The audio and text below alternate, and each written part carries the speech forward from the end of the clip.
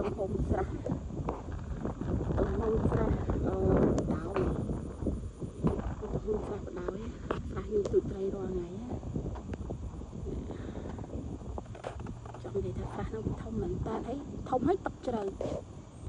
តែបើនិយាយទឹកគឺថាស្អាតអត់ចាញ់ទឹកស្មុតមកនេះដើរមកហត់មកកន្លងស្រះហ្នឹងបងប្អូន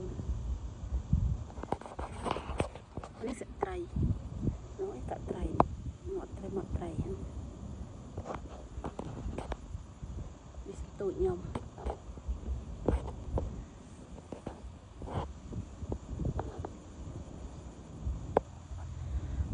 អត់សុកចឹងអាចមកអង្គុយនឹងទៅអង្គុយលេចឹងទៅដោយថាកែភាពអបសុកអីចឹងឃើញបងប្អូនធំណាស់ស្រះហ្នឹងធំមែនតើស្រះដីឡូគេ